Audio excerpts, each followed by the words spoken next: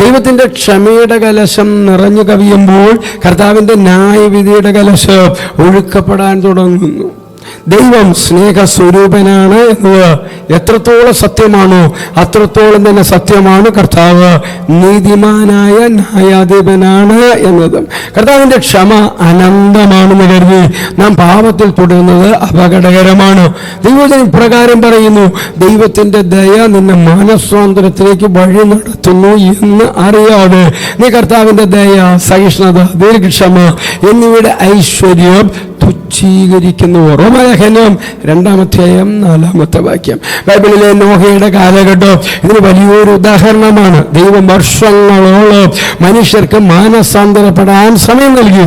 ദൈവത്തിൻ്റെ ക്ഷമയുടെ കലശം അത്രമേൽ നിറഞ്ഞു നിൽക്കുകയാണ്. എന്നാൽ ആ ക്ഷമയെ അവർ പുച്ഛിച്ചു തള്ളിയപ്പോൾ ന്യായവിധിയുടെ കലശം പ്രളയമായി ഭൂമിയിൽ ഒഴുക്കപ്പെട്ടു. ക്ഷമയുടെ വാതിൽ അടഞ്ഞു കഴിഞ്ഞാൽ പിന്നെ ന്യായവിധിയുടെ കാലമാണ്. ദൈവത്തിൻ്റെ ക്ഷമ ഒരു അവസരമാണ്, അതൊരു അനുവാദമല്ല. ആ അവസരം പാഴാക്കുന്നവൻ തൻ്റെ തന്നെ ന്യായവിധി ക്ഷണിച്ചു വരുത്തുന്നു. ന്യായാധിപനായി വരുന്ന ദൈവത്തെ കാണുന്നതിന് മുമ്പ് പിതാവായി നിൽക്കുന്ന ദൈവത്തിൻ്റെ അടുത്തേക്ക് ഓടിയണയുക. നമ്മുടെ ജീവിതത്തിൽ ദൈവം നൽകുന്ന ഈ സാവകാശം നാം എന്തിനാണ് ഉപയോഗിക്കുന്നത്? പാപത്തിൽ തുടരാനോ അതോ ദൈവത്തിലേക്ക് മടങ്ങി വരാനോ?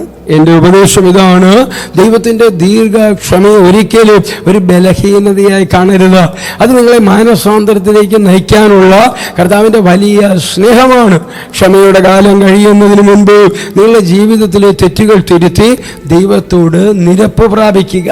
ന്യായവിധിയുടെ കലശം ഒഴുക്കപ്പെടുന്നതിന് മുൻപ് കരുണയുടെ സിംഹാസനത്തിനടുത്തേക്ക് നമുക്ക് അടുത്ത് ചെല്ലാം. ക്രിസ്തുയേശുവിലൂടെ നിത്യതയ്ക്കാവുന്ന ഒരു നല്ല ദിവസം ആശംസിക്കുന്നു.